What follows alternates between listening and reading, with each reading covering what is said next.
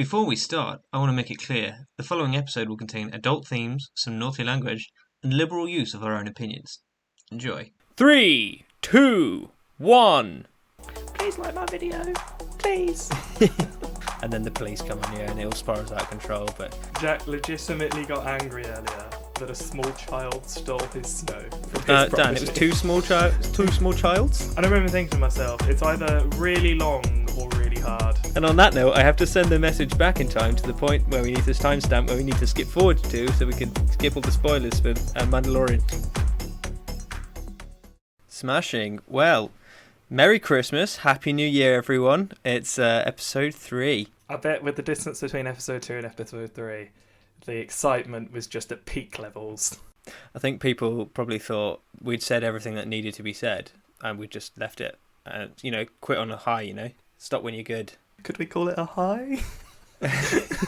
A height of, I don't know, I think episode 2 got like 28 views. I think episode 1 actually got more, so technically we probably went too far. Maybe we should have left it at 1. No, but we are back. It's a new year. It's now 2021. The second day of 2021. And it's snowing already, if that's not a sign. Did it? I think it snowed on Christmas, didn't it? I'm pretty sure it snowed somewhere on Christmas, because I remember reading a news article being like, White Christmas in this place, in the UK that is. It, of course, snowed somewhere in the world. Because we are international, Dan, correct? So we need to account for all our other listeners, offshore. Somewhere in the UK. I'm gonna put snowy Christmas and see what's I'm pretty sure it started snowing in that gap between Christmas and New Year, where sort of no one functions properly. You eat chocolate for like 90% of your meals, and drinking liberally is fine because you were given it all for Christmas. So. I can't find anything about it snowing on Christmas Day. I might have made it up. But anyway, it definitely snowed between now and Christmas.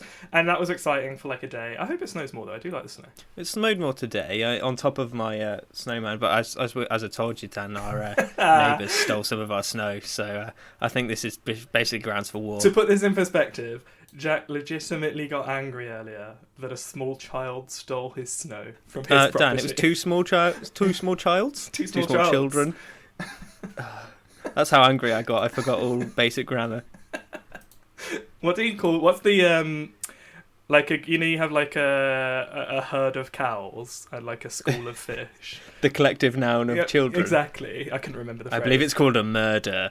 No, that's crows, isn't it? A murder of crows. Oh. What would the collective noun of an irritation of children? That could be. Yeah, an eye twitch.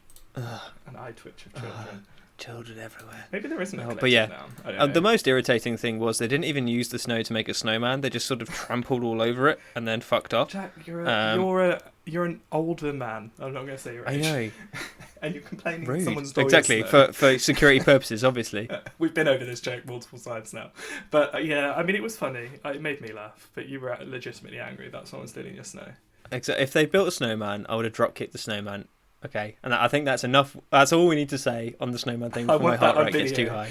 In the news, man gets into fight with kids, drop kicks snowman.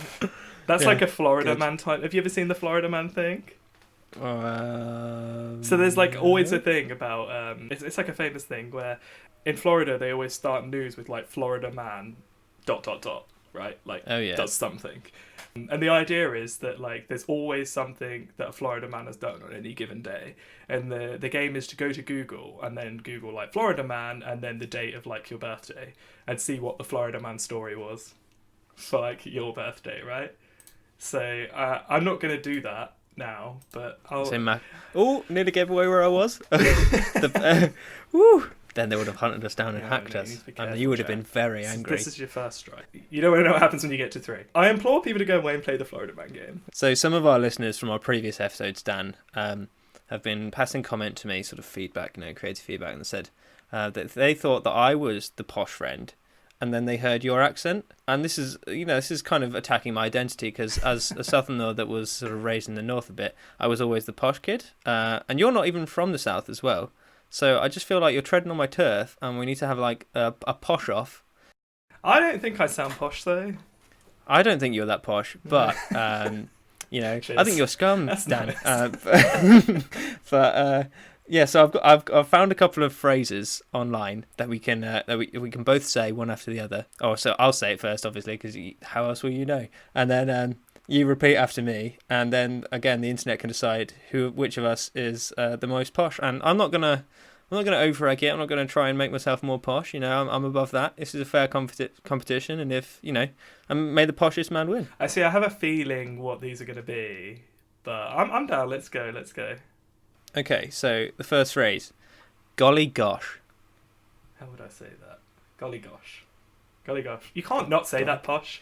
Golly gosh. Yeah, no, that's it. Exactly. Pick some posh phrases. Phrase 2, old bean. Old bean. Old bean. Old bean. Thank you very much, old bean, or old sport, or old fellow.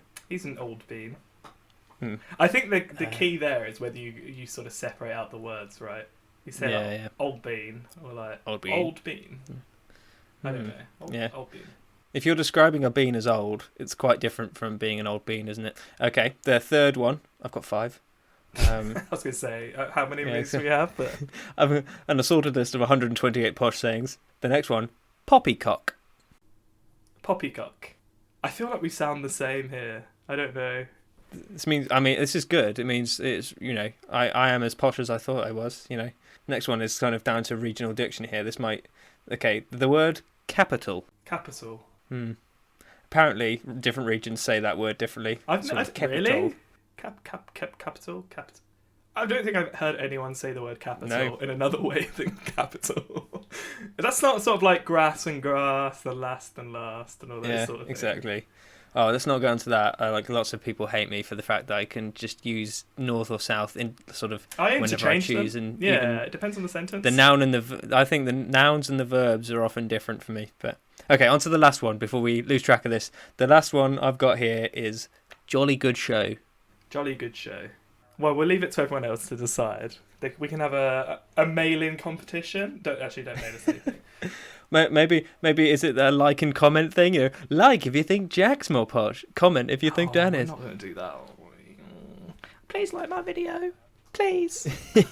But seriously, please like our video. It would help. Well, that was a fun joke. I didn't know you were going to do that. Yeah.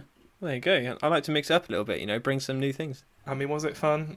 I'm trying to be nice. I don't think I had too much fun, but... we're only episode 3. I'll get better at these things. So... Christmas has been and gone, as we've discussed. And we've both been off work now, haven't we, for... I don't know, it feels like... Actually, it doesn't feel like forever, because I'm back at work on Monday. We have a bit of time off. I had, I think, 2 weeks and a bit, maybe? Do you have about the same? Yeah, I had from sort of the last sort of working week before Christmas, which is only 2 or 3 days, and then all the way through till, start of work. There's not really been much to do. Everything's been shut.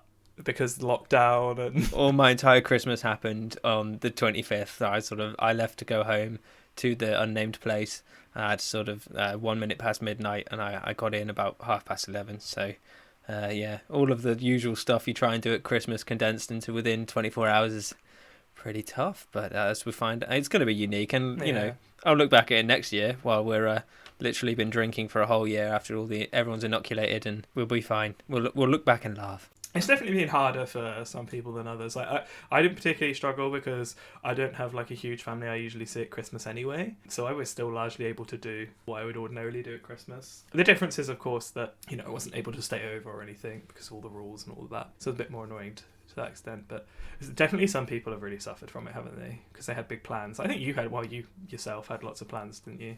That were sort of thrown into the wind and. But I'm one of the lucky ones where I was actually able to get back for that day. A lot of people, London, were looking at, sort of stuck in.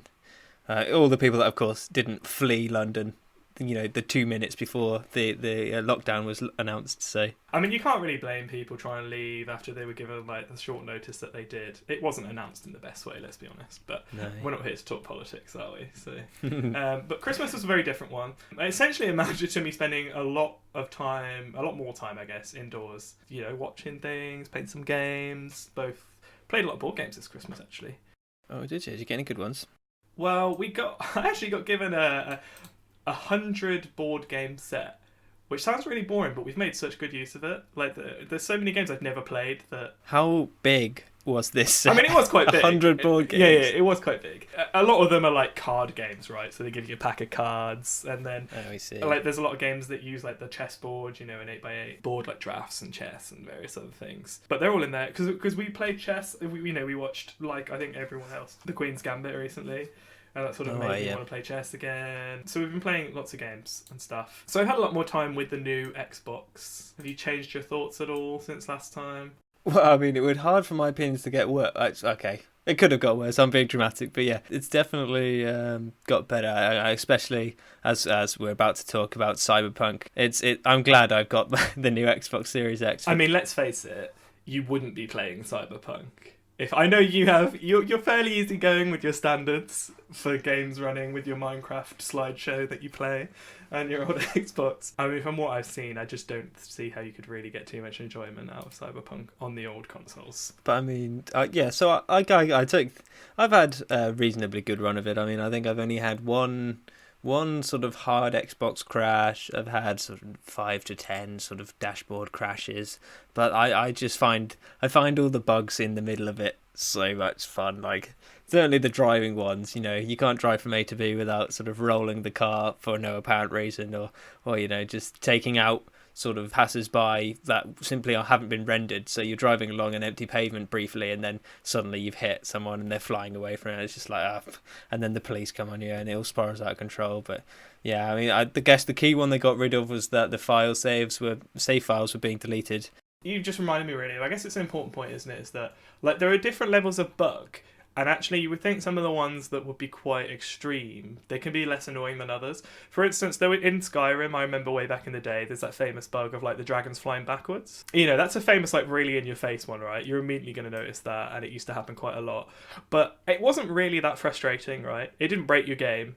It didn't ruin your save. It didn't stop you progressing things, really. It's completely... I'm not immersed anymore. I'm out. Goodbye. So like in the same way, it doesn't really bother me in Cyberpunk, if like people just don't quite load in properly sometimes in the crowd or whatever. Or if your willy's out when you're in a cutscene or something like that, that's just banter. I do that myself anyway in normal conversations. And at times just walk into Tesco, dick in hand, serve me. I don't know why you would do that. I don't ask, but anyway. It's alright, it's a little window into your life there. The problem with Cyberpunk, to some extent, is though it's had a lot of sort of game-breaking bugs, or really frustrating ones that like sort of stop you in your quest or your mission or whatever it be, stuff like that. And those are the ones that I feel do sort of sting when you encounter them, because you just end up having to repeat stuff you've already done over again and stuff like that. I don't know. Yeah, I mean, so the one that actually sort of annoyed me was, I'd say, as we discussed, I just finished Cyberpunk like 4 hours ago maybe. I've done all the side quests, everything but buying all the cars, which is ridiculous. But on the final, so like as you were commenting, the last mission essentially is really long, to the point of like no return. It's about like an hour and a half, and in there I got caught in a loop where they'd rendered characters in the wrong place on the camp. So I talked to them in one place and it would teleport me to where they're supposed to be, and I couldn't see them to continue the conversation. So I'd just end up sat at a table with no one and hearing a conversation go on in the background. And so the only workaround that was available was just that I had to go to an earlier save, which I'd deliberately done so that I could replay the various endings to it. I did that and just skipped that entire part of the optionals because the optionals weren't working. So I don't know if I missed anything special or not. I mean, that sort of thing is a bit frustrating as well, isn't it? I mean, it will get fixed in time. It's obviously just a bit annoying.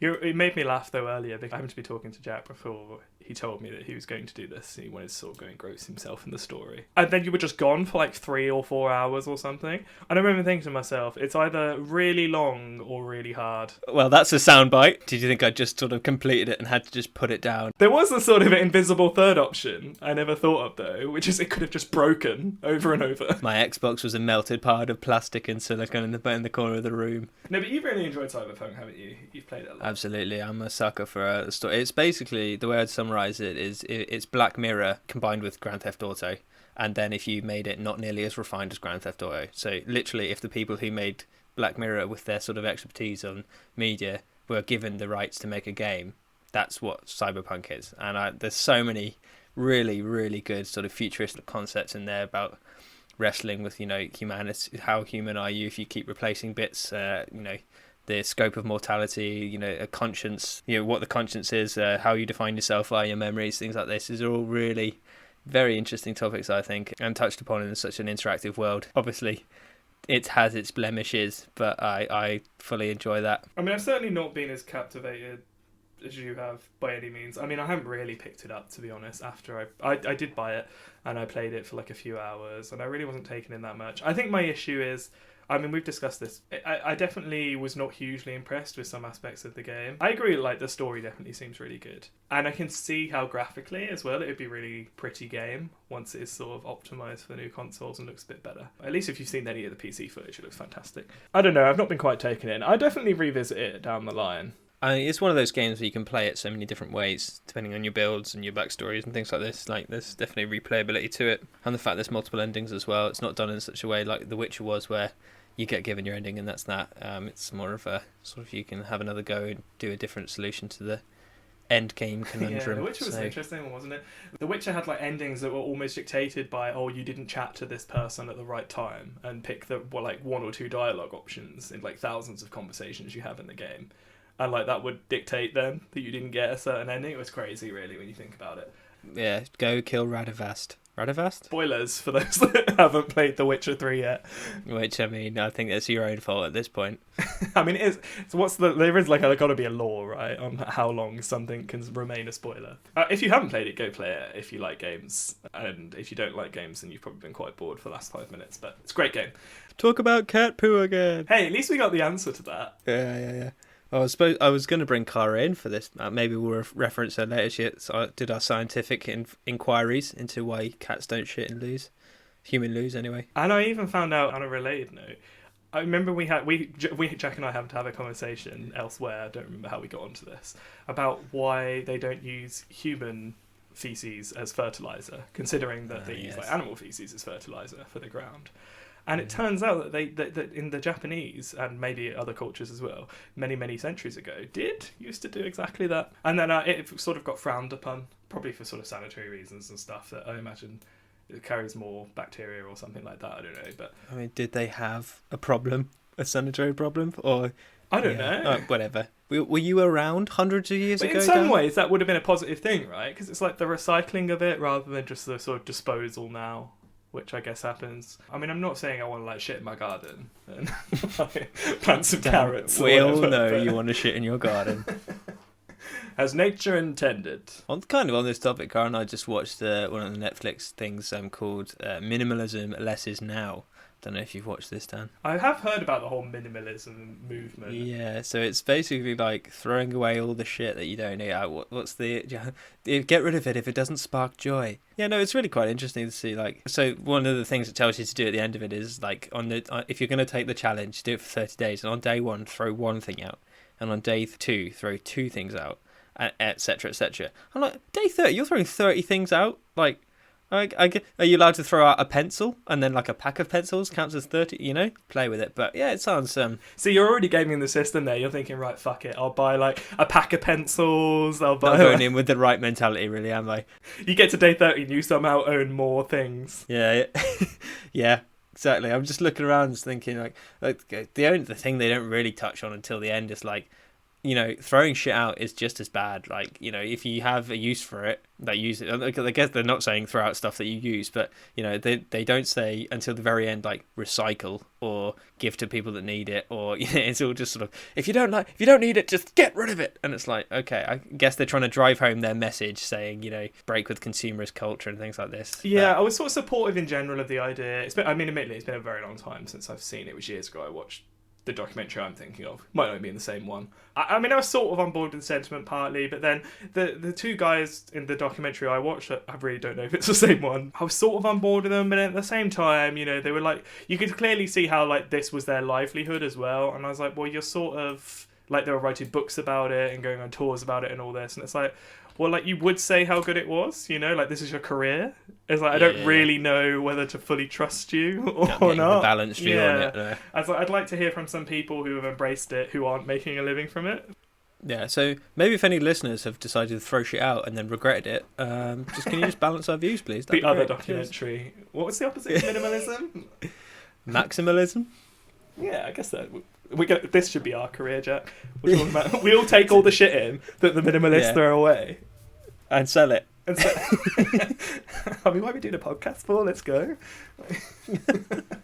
Maximalism actually is a word. A person who holds extreme views and is not prepared to compromise. Adjective. Well, that already sounds like me. Yeah, you're a maximalist. There you go. That's your word of the day. That's a nice word. I've never heard of that. I thought maybe we'd invented something, but anyway. God damn it. I'm going to change the topic because I've just remembered about one of the things I wanted to discuss. The Mandalorian. Oh, yes. So the greatest, as I said earlier, the greatest Star Wars in modern history, as far as I'm concerned. Do we need to say spoiler warnings? Or Yeah, absolutely. If you've not watched The Mandalorian yet, I fully recommend it. If you're... Actually, I think you'd enjoy it, to be honest. Even if you're not a big Star Wars fan of the sort of main series, I think you'd still really enjoy The Mandalorian, because I think it's just some good storytelling in general. If you can sort of step away... I know people often have a mentality with something where it's like, oh, it's Star Wars, I won't like it, and therefore they don't really listen to the narrative. yeah, but there's not many of the sort of classic Star Wars tropes in it. Like the Force, okay, features a little bit. We're getting into spoiler territory, Jack. Yeah, not from a Force wielder's sort of, yeah. Let's sort of put a note here. If you haven't watched The Mandalorian, we recommend it. We're about to talk about it for the next 5 minutes, so tune out and come back at 25 minutes. Editor Dan here. So if you skip to about 30 seconds past the 26th minute, that should do it. Actually, that's not going to work, is it? Because editing. No. Jack, insert something here. We'll make it I work. will come in and insert later. Cool. So yeah, The Mandalorian, I thought it was fantastic. I think that final episode was sort of... I mean, they were building up to it, weren't they? And we'd all had conversations about it and amongst our sort of friend group. Yeah. What sort of conversations did we have, Dan? I seem to remember Fiverr being laid down. I took an outside bet that the main character from Fallen Order would be the Jedi that Grogu called in. I mean, I thought Luke. In my mind, I sort of thought Luke was the most obvious, but at the same time, you never thought they would do it. No, exactly. Even when it was happening, I was like, is this really him? Or are they just going to bait and switch with like some other guy? Because, I mean, that's pretty big for a... You expect like a sort of Scooby-Doo mask reveal where it just peels off the mask. It is I, Luke's twin. The janitor who explained who the bad guy was at the start. The same as every episode and every Scooby-Doo thing. I just went a complete mind blank then. Oh yeah, we were talking about Luke, weren't we? Yeah, so I thought it was fantastic that him turning up, and it was... In some ways, it was like really cathartic to see that, having gone through the trilogy that I'm really not a fan of, the most recent sequel trilogy. It was really good to see that Star Wars, and I thought it was fantastic. And I really look forward to the next season, which was recently announced, but I think it's 2022 or something like that. They're taking a break for the new Boba Fett thing that they're doing. That's fine. You don't want to be like, overly... Fine. Yeah. It's okay. I'm just really pleased that, we got that as a series. It was really good. Yeah, it's the first sort of thing where I think now the Netflix, you see with Marvel now as well, we're getting all these new series and they're sort of crossing over. It's the sort of cinematic world finally accepting the sort of the streaming services as a viable way to sort of interact and sort of have this different media interacting. And I hope one day this extends to the video games, as we were saying. Like, I hope actually, like, they would have been perfect if Cal Kestis was the one that came and picked up. To bring it into the sort of bigger universe. Yeah, and finally, exactly. Or some combination there of having the video games finally be acknowledged by the other things. It kind of the way media is going, is sort of interlacing them, so you can get a more engrossing experience via including all the media, sort of cinema, and I don't know if there's been any animation, sort of maybe with the new Spider-Man rumours that they're going to create a Spider-Verse, kind of crossing over with the sort of... There was that Into the Spider-Verse or something? That's like critically acclaimed, isn't it? I've still not seen that. Both of you and I were big fans of Fallen Order, though, weren't we? We thought it was fantastic. And they have recently announced a sequel, which would be really good a couple of years down the line. So, there was a great story told there. So it would be nice. It would have been nice to have sort of brought that into the fold. But I'm certainly not upset that they did the Luke thing in the end. I think that's really good. Yeah, exactly. We also mentioned that it was nice to see Luke actually be badass for a little bit, instead of just either struggling or fighting the most powerful being in the galaxy. There's not much leeway for coming off looking cool there, but it was nice to see him swat down these things that they'd struggled with one all mission. That was like very much show rather than tell, which is sort of the best way of storytelling, I think. It was like all along you're sort of told how, or shown how badass Mandalorian is as well. And a lot of the time you're sort of told all the Jedi, you know, these mysterious figures, super powerful, you know, people, and you see them in the main movies, and it's hard to, I think maybe you get a sort of bit, what do they call it? Where you sort of become adjusted to how good they are, so you don't really notice it, if that makes sense. Not a sort of desensitization, but the other words. Maybe it is desensitization. Anyway, and obviously you see the Mandalorian struggling and they're all trapped. Like, even he fought one of those robots, didn't he? And, you know, he's struggling for like 5 minutes to kill it or whatever. I mean, why he didn't just go to using his strongest weapon immediately? I always hate this. I'm just like, I was sat with Kara just going, just like, why don't you just use the weapon that you know can stop a lightsaber? Why don't you just use that on this really hard? No, we're going to go through this rigmarole using every single tool you've got. And I was like, fine. I thought it was really good storytelling then to have Luke turn up, not say a word, and just basically just walk through these corridors, just laying down the law. And it was fantastic, really. It really showed, you know, this is like a Jedi at his prime, right? This is how powerful Luke actually is. And compared he's coming to steal your baby. Yeah. How'd your wife? How'd your kids? How'd your baby Yoda? He coming. Yeah, so it's fantastic. Really enjoyed The Mandalorian. I look forward to what Disney does next. And you actually mentioned about the Marvel. I recently saw a trailer for the Loki series. I'm a big fan of Loki. I've always really liked his character. Well, he's getting a bit of a sort of backward step, isn't he? Because it's the Loki from just after the Battle of New York. So it's not gone through any of that important character building that happened through Ragnarok. That's sort of Loki at his best, though, and the character you expect Loki to be. Because, I mean, while I really enjoyed his sort of personal development in the Marvel series to the point where, you know, he was sort of a good guy by the end. Well, he was a good guy, I guess, by the end, wasn't he? Or at least he helped out his brother. I enjoyed earlier Loki, you know, the trickster, what he should be. You never quite knew what he was going to do next. He's sort of like the Marvel Joker, I think. Well, I mean, has the Joker ever done anything good? Shows my ignorance of DC, but... I mean, the Joker's a fantastic character. Arguably one of the best ones. No, I don't mean good as in story narrative, as in, like, morally good. Probably not. So Loki's a bit more nuanced than that. But maybe you can see where I'm coming from, right? I liked the older Loki.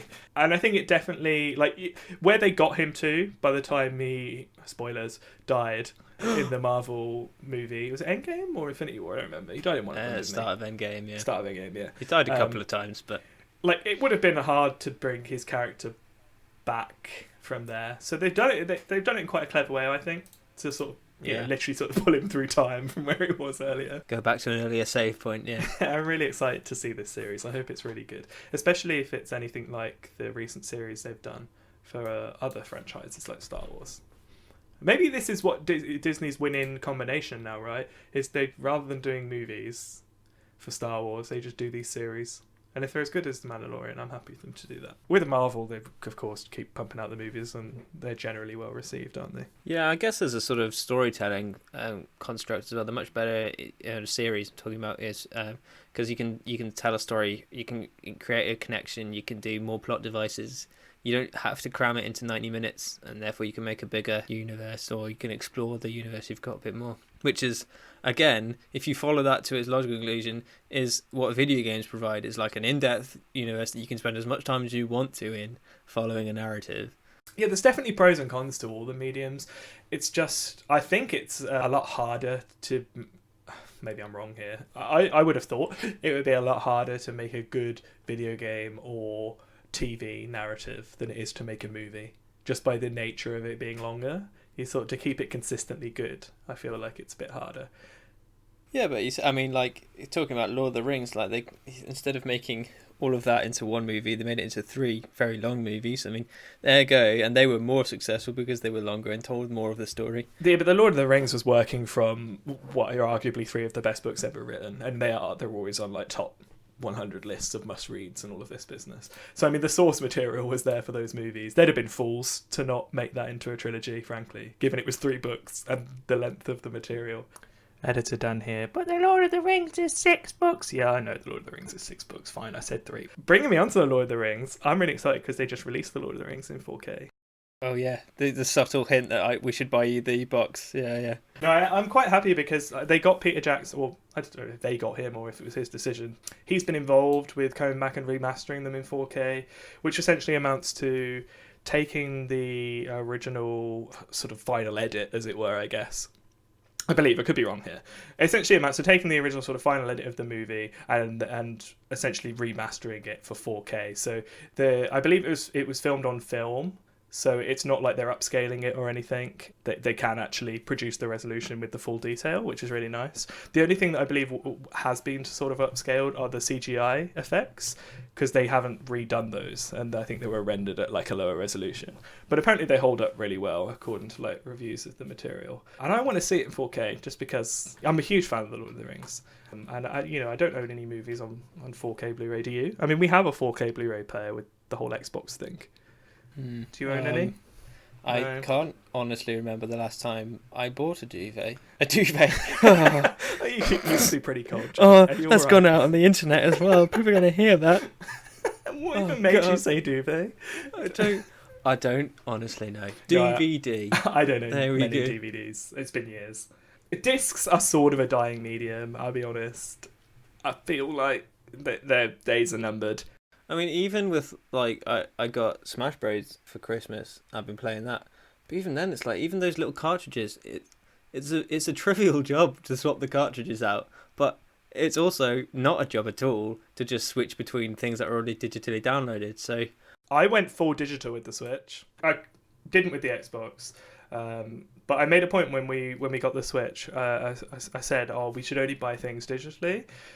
I just want to see how it went. And, it's so nice, especially with a portable console, like never having to carry around cartridges or anything like that. It does mean you can sort of lose out on sales sometimes on like Amazon or whatever for games, which is the same with movies, but then, I mean, the thing about movies is I think it used to be that like buying movies digitally was quite an expensive affair. But then you've got things like Netflix and Disney Plus that just brought an end to that, didn't it? Years ago. Like, no one buys a movie anymore, really. I imagine some people do from time to time, but I think most people just get subscriptions to streaming services and watch what's on there. Yeah, they're now just sort of display devices, aren't they? Put them on a shelf, you can say that you've got it, and say that you've paid for something you love, or, help promote something you love, I guess. Yeah. But I'm really excited. It just came out. I've been contemplating buying it. So the thing that's holding me back, why haven't you just bought it yet? It is £75 for 3 movies that I already own and have seen many times. Yeah. I don't know. And then coming back to the previous point, I'm like, is it an investment? Probably not. It's like, how long will I own a 4K Blu-ray player for? I mean, as long as I have my Xbox, I guess. I don't know. I guess that style of media is always going to be around. 4K is fairly future-proof, isn't it? So whether you just copy it off later, if they give you that sort of permission or whatever. I mean, watch this space. Maybe next time we have a podcast, I'll be the proud owner of 3 £75 discs containing the. Anyway, the last thing on my to talk about list I've got here, and it's something that might sort of tick over into our psychology of gaming deep dive that we're thinking about doing. I want to know why I can sit and going back to the cyberpunk here, why I can sit and spend good 4, maybe 5 hours doing a single fight with this big brick shithouse that can kill me in 2 punches, but I can't, I didn't have the same devotion to studies or work. How can I? Because I'm furious at this, and anything else I would just put down and walk away from. But I have to beat this challenge. I did it. I picked the fight just before I went to bed. Realised it was nigh on impossible, and then slept on it. Was still angry about it. Woke up and had another go at it until I'd done it. Found out how to implement predictable behaviour in the boss, how to swerve, best places to damage him, etc., etc. Why do I have that sort of inbuilt determination with such a trivial task that I didn't even get an achievement for at the end? I mean, you talk about achievements. It really does, I believe, all come down to psychology. And in fact, I have sort of anecdotal story about this. Reference incoming. I'll find at some point. I believe this was done elsewhere. There's so much psychology behind making people want to do things, right? Essentially, not manipulation as such, but encouragement and keeping people doing tasks or whatever it be. And I remember, I think it was a distributor, like someone who was essentially just sending goods from A to B, right? Or wherever it be along different routes. They wanted to investigate this, so they had a company develop an app that would basically replace their standard work software, right? That I imagine was pretty boring for sort of doing the work that they do to distribute things. And the sort of uptake of this app and the productivity went straight up. The app amounted to, they wanted essentially to create a game that would replicate the work that people were doing. And people really enjoyed it, like using this app, and the productivity went up, right? And you have to think, well, what is that? Like, there's certain tropes that sort of have people, you know, ticking those boxes in their head. It's all about, like, hormones, essentially, right? Getting that endorphin rush when you achieve, chasing a high score, all this sort of business. All of these things that are designed essentially to elicit a positive emotion in you, and that reinforcement over time keeps you coming back, right? And it's essentially is what you have with gaming, is that you do the same boss over and over because historically, when you've beaten the boss, you felt a good sense of achievement, right? No, well, yeah, mainly sort of orgasmic relief. Either way, there's an emotion felt in your pants, likely, from the sounds of it. Yeah, exactly. But, then I went ahead and saved it 9 times in a row, just to make sure I never had to do it again. And then I went and did something that, on the game, that I think I just went and killed like a whole group of, I don't know, bad guys, essentially, just to make myself feel powerful again. You can do it, Jack. You can do it. Yeah, exactly. I am a god. I am a god. I am a god. I think that's what it comes down to, you know, is that at work, often it can sort of be the monotony of doing tasks that I don't think they result in these feelings, essentially. You know, you get... And it can do. I mean, many people derive a lot of pleasure from their work. And I think those people are the people you often see being highly successful. And I think it's largely because of that. I don't know, you know, chicken and egg, which one comes first, right? Like, do you start working hard and then eventually when you see the positive results, you start to sort of mar the two together and, you know, it's up from there? Or is it that in the first place they were already feeling good about doing the work and then, you know, again, self-fulfilling sort of thing of doing more and more, getting more and more success? It's hard to say, but I wish I could find that study, and maybe I will do eventually. But it was really interesting, and I was like, that makes a lot of sense though, you know, because you're not alone, right? People will spend hours on, you know, historical things like Candy Crush, right? Just chasing scores, ticking off little levels, you know, ticking boxes, essentially. People like doing that sort of thing. And I think the best boss fights, as we had this conversation earlier, are those that have a lot of these aspects to them, where, you know, you could spend hours and hours, but I imagine it would be okay if you are making progress, right? As long as you're getting further and further through it. I mean, you were listening to my first few attempts of that fight. I was like, I punched him 6 times. I've only done 6% damage. Am I going to have to punch him 100 times without being hit twice? I think at one point you were doing the math and your voice was just sort of... I could hear you like holding back the tears. You were like, hang on a minute. I think if I have to punch him like 98 times and if he hits me once, it's all over. I can clarify that the solution I found was not 98 punches, but it was closer to sort of 50, I reckon. I mean, 50 punches from anyone, I don't think you're getting up again. And the fucker, right, has a healing thing. So you get him down to like 20% and he heals back up to 90. I was fuming. Even though I would do the same if I could. In a cybernetic and in many bosses... is boxing like... they got like metal skulls? Or is it like... Yeah, so they've got shock absorbers around their head. They've got sort of subdermal plates that absorb damage. They've got legs, joints replaced. Oh, I mean, that's a farce at that point. I think the Worldwide Boxing Association would be mortified at the sound of this. I mean, that's not really boxing anymore, is it? Let's be honest. I mean, it comes back onto the idea of, do we just not have like a drugs Olympics where we just have, we accept that these guys aren't athletes, but how much can a human lift before they just break? And that's what the drugs Olympics are for. But I can't see it being passed anytime soon. I mean, that's such a tricky conversation, isn't it? I've thought about this before. It's like, how far do you go?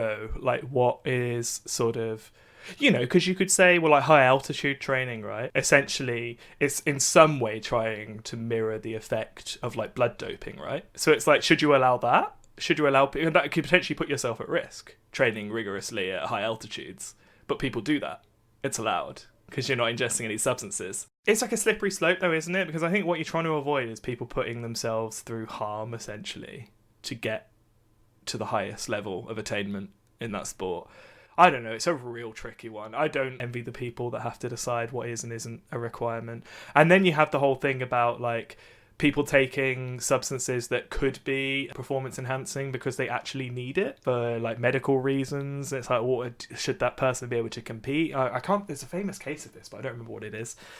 Then there's also the one of being born a man, and then that's an interesting one, isn't it? Isn't there a weightlifting thing with that? I mean, I imagine it would have to be that it would be a man who had a gender transformation to a woman, because I assume that a woman who transferred to a man wouldn't then be able to beat men. I don't know. I mean, I don't know how far the hormones work in changing sort of body structure and anything. I don't know. But anyway.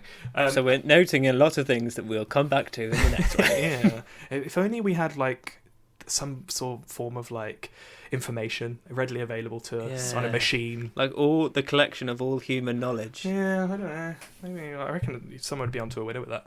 I think they do a good job of it, right? I think ideally people would like to keep sports clean within reason, because it does become a messy affair if you start to allow some of these substances into the game. But then it's like, cannabis use and stuff. If you just say okay and then regulate it properly, then you won't have people doping and trying to be normal sports rather than. I mean, this has gone wildly off of video games. I don't know how we got quite here, but this is the sort of thing. These are the sort of topics that are being touched on in Cyberpunk. It is sort of a weird dystopian future. I know from my short time with it. I remember saying to you, like, I don't know why anyone would want to live in this type of environment, and you sort of said to me, well, it didn't get there overnight, right? Sort of foot in the door, and I can see that happening. It's small iterative improvements of, like, I mean, hearing aids are the start of it, really, isn't it? Hearing aids, they're sort of giving people back sight using various means and things like this. They've gone a bit further than that, though. I mean, I'm all on board with giving people their sight back or their hearing or whatever it be. The lines between rehabilitation and enhancement are quite blurred. That they replace their hands with blades, just like knives. I'm like, well, how functional is that? That doesn't seem like a real good thing. Well, I mean, the point Mark was making was that people already do this to some extent with sort of piercings and stuff. I've seen some horror. Like, why would you have a piercing in your penis? Like, I mean, I heard why, but I still don't fully understand it. Oh, this is a thing people do all the time, don't they? They pierce like their nipples, and the clitoris as well as another one, like the penis. Exactly, it's just another form of body modification, tattoos and things like that. So I'd never actually known anyone. I mean, maybe they wouldn't sort of outwardly say, "Hey, I have my clit pierced." Well, how many people do you go? Is that how you open the start of the conversation? Because people are going to walk away from you at that point. I don't know. If someone walked up to me and said, "Hey, I have my clit pierced," I think I'd have some questions. I'd be like, "Really?" Because I was about to say I've never met anyone who's actually had that done. I don't know. I mean, is it that common on the fact? But then I was about to say, I guess people wouldn't come out and say it, right? So maybe I do know someone that's had this done, but they're just not sort of outwardly announcing it. I imagine there's more people that have, say, like a nipple piercing or belly button's a common one, isn't it? I mean, there's all sorts of places you can get pierced. Yeah, exactly. Well, the thing, the more prevalent these things come, the more standardised they are, the more socially acceptable, etc., and then iterate for 76 years of human progression. But I mean, people don't pierce their ears for the feeling of it, right? It's for the aesthetics. So do they not pierce other parts of their body for the same reason? You're like, look at my nice penis ring. I mean, some things have to be sacred, though, right?